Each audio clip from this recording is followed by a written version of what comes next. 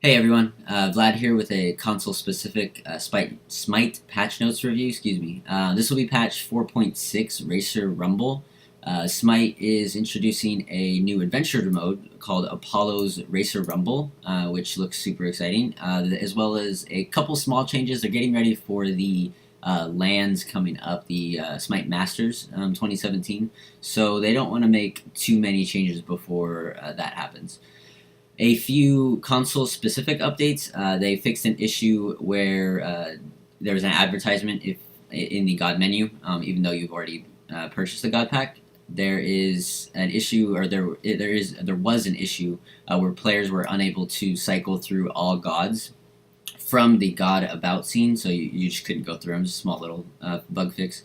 They also fixed an issue where the surrender vote UI was too large for some players. A couple known issues. That means that they're currently in the game. Users may be unable to highlight player stats at the end of a match. Spectator mode may only show one team. Players may see an incorrect door sort order in the vault. That vault is the Smite Adventures vault, so it might just be a little mixed up there. And in-game button callouts for relics on Savage, Lefty, and Berserk layouts are still not displaying. So if you pop a relic, the audio cue, I believe, is what they're talking about, will not go off. Moving on to skins, the Winner's Circle Apollo, which comes with the Adventure Racer Rumbles pack. Amazon Athena, which looks pretty good. A intergalactic Chunga, maybe might be a knockoff of something. I won't say what, but this is if you're not familiar with the adventures, how it works is you purchase the pack, and you get a gold key. Now, the intergalactic Chunga is going to be unlocked with one of those gold keys, so it is a limited skin. So you have to get it while it's out now, or you won't be able to get it again. Eager finally got their Ratatasker skin for winning the console world championship, and it does look pretty sweet. The blue on it, blue's my favorite color, and the blue is it looks really good. The last skin is the Serpent Slayer Susano, and it looks good as well. New emote, Ratatasker got a dance emote. Now moving on to the Smite Adventure itself, so there is a bundle for it. I believe it is 800 gems while the Racer Rumble is out, and then it'll go up to 1,000 gems, just as the Nike Victory one did. So the bundle includes a Winner's Circle Apollo, which is the skin, a Racer Pedestal, a Racer Ward, music theme, and a gold key. So that gold key will unlock the Chang'e skin, the Unicorn Guan Yu skin, or the Susanoo Swashbuckler. So with that bundle, you get the skin and as well as all that, and then a chance to unlock another skin. Miscellaneous found an issue where a few gods had incorrect values on base attacks on the K screen. K screen doesn't apply to console as much. I believe you can only access it if you go to the start menu and go to the scoreboard. You can use the bumpers to cycle through your death recap and the K screen, but I don't believe there's a way to access it in game. Moving on to item changes, Rod of Asclepius and Rod of Healing got a bit of a nerf, just a little bit less combat healing.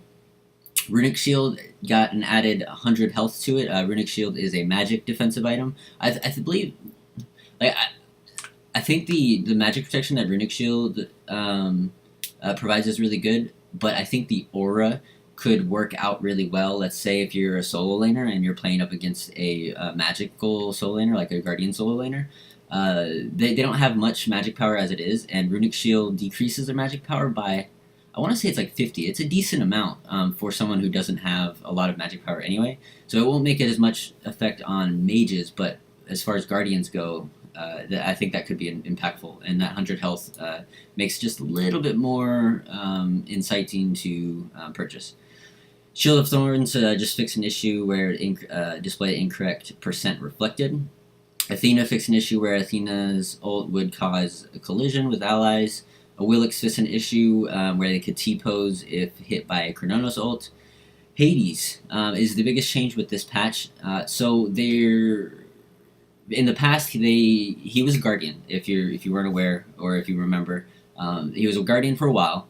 They switched him to mage, but he kept a lot of his base stats. So his base health, his base protection scaling was all kept, and the equivalent to a guardian. So it made him kind of awkward to play as a mage, even though you still could. They're bringing all that back.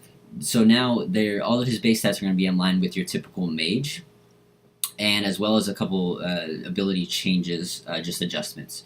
And so yeah, let's jump into them, and then I'll talk about them a little bit more. So the physical protection scaling is reduced, base health is reduced, and base attack speed is increased. Death from below it gets an increased damage, a pretty significant one. The Shroud of Darkness gets a mana decrease. Devourer's Souls, the ability now deals detonate damage for the target being detonated.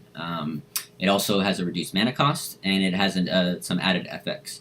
The last one is the Pillar of Agony, his ultimate.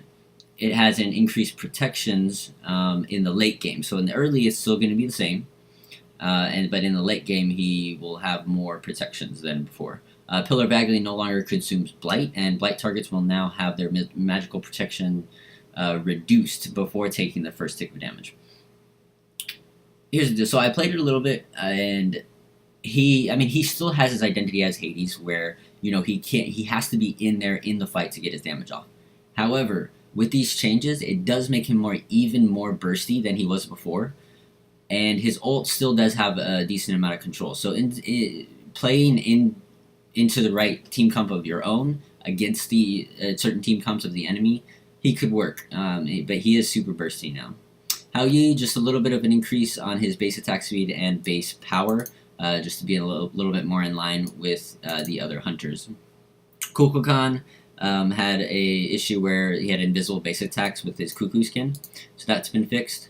Medusa fixed an issue where her lacerate would highlight minions as if they would be hit, or excuse me, Medusa's lacerate would highlight minions as if they would be hit. Okay. Fix an issue where acid spray. Oh, lacerate. Okay, because lacerate doesn't get hit by minions. My bad. I thought he was talking about acid spray. Fix an issue where acid spray would not highlight enemy Medusa or enemies behind Medusa statues. So just little small fixes, as well as with Nemesis and Raijin. Nemesis couldn't use her second dash if her mana was below a certain amount. Raijin fixed an issue where Raijin passive would not be correctly consumed by Raiju. I really like this Ravana buff. The only thing that's getting changed is his ult, but it's a pretty significant buff to his ult. So he's going to increase damage. He no longer will have the weird linked mechanic that his ult used to have, and it will now provide 50% damage reduction upon landing. So that gives a little bit more incentive for Ravana to use his ult aggressively, and a 50% damage reduction is pretty significant.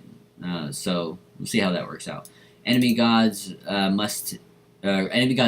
hit by Mystic Rush take 10% increased damage from all sources. So again, another incentive to use it aggressively. And it can also now hit minions where it couldn't before. So now if you're in that solo lane matchup and you're using it aggressively, but there's a wave, you'll be able to play around that a little bit more because the ult will most likely kill the minions. Moving on to Scotty, pretty awesome change. I'm not a fan of Scotty, but a lot of people who do play Scotty are pretty upset. So Calder will no longer be immune to damage when Scotty ults. He, however, will still go up to full health. So you still have a little bit of the where she can send Calder in and she'll get really low and then use her ult and then it'll go back to full health, but you'll still be able to kill Calder. So I think as far as lane goes and how Scotty gives off a lot of dominance in lane, just with the early clear and really good clear, that's still there. But as far as the team fight presence with her ult, I think that's been diminished quite a bit with this change. The Morrigan fixed an issue where the spectator client would show an incorrect cooldown for her relics, and the last change was fix an issue where Zeus charges would not appear correctly. So again, relatively small patch because of the upcoming lands. They said with the patch after the lands, they're going to be definitely ramping up some changes. But that's all for me.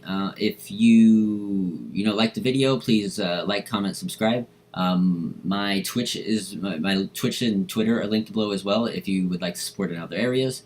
And that's all I have for you. Thanks for stopping by, and I will see y'all later.